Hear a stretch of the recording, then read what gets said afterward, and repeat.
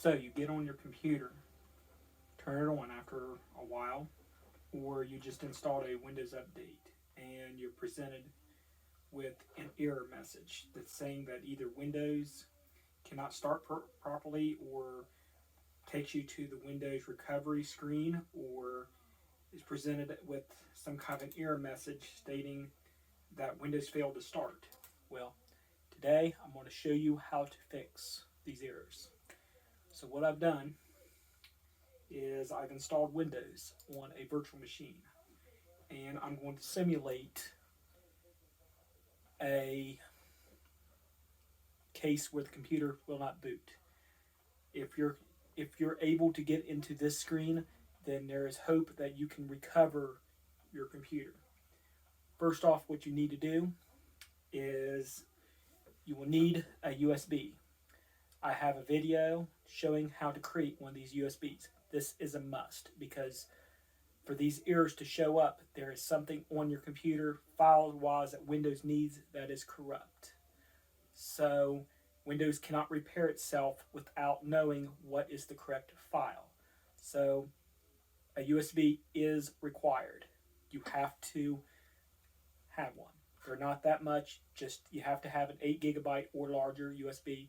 Follow the other video that I have on how to create one of these. Once you do, you'll have to figure out how to boot to the USB. You can either get one to Google, search the brand of your computer, such as if it's an HP, you just type in HP, model number, which I'll just look up an HP 17. I'll look up this one here in Pacific because it's one I've had to look up in the past. And we're going to look up boot menu. After you look down through, depending on sites, look through. This site here, which I already know it works, is the escape key F10. So what you need to do is turn the computer on, and as soon as you press the power button, you spam those keys.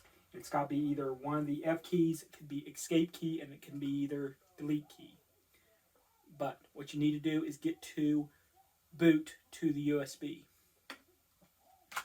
Alright, once you're able to boot to the USB, you'll be presented with something that looks like this. For this virtual machine, it is F12.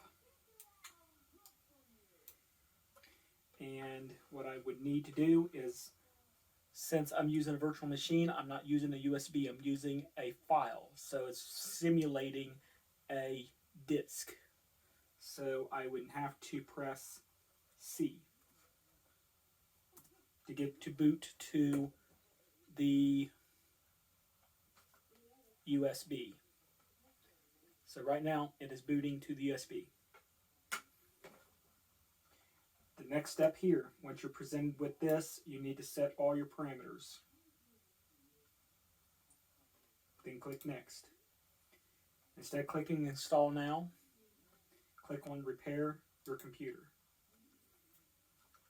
Then Troubleshoot. Then Startup Repair will not work in this scenario. So don't be intimidated by that, it will not work. Click on Command Prompt. There's a few commands you need to enter. I will add the commands that you need in order down in the description. First command, bootrec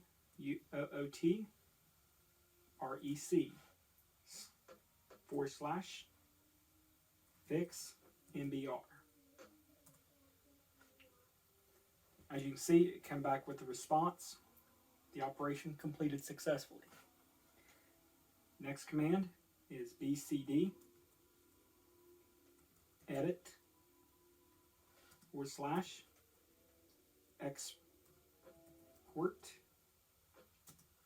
then C, there, bcd backup. And what we're doing, we're making a backup of our current configuration, just in case something does go wrong. Alright, now the next command, we have to give command prompt and adjust the attributes of the folder which we're getting ready to fix. So what we need to do is type in attrib attribute c /boot /bcd -h space -r -s. Make sure there's spaces between each one of those. If you did it right, it should drop down just like that. Next, we want to get rid of the old BCD folder, the old attribute, well, the old BCD, boot records. So we need to rename them instead of deleting them. C /boot, no space, BCD space BCD .old. What we done, we changed the folder name on Windows to old. Now it's time to rebuild the database using the USB. So now we type in boot, REC, stands for boot records, space, / rebuild BCD. Press enter, and if it worked, you'll be greeted with this message. There's one more step. Once this completes, I'll show you. Okay, as soon as it's done, you'll get this message here asking about the Windows installations. It has found your Windows installation. That is good. If it does not, then that is a very bad sign.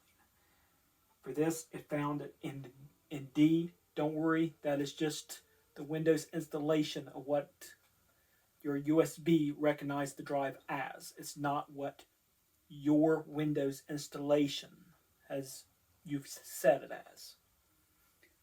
So the drive letter can be wrong in this stage. Will not hurt anything. But as soon as you are done and back into Windows, if this works, everything will be just fine. The drive letters and everything will be back to where it was.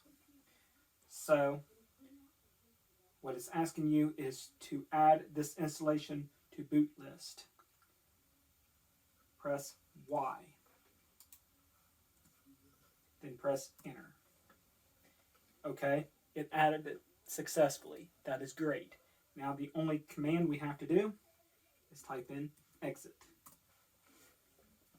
Alright, we're back to this screen here. Only thing we have to do is either turn off PC or continue. If we continue, it takes us right back into the Windows installation and the computer should boot like normally. Hopefully this worked for you. Have a good one.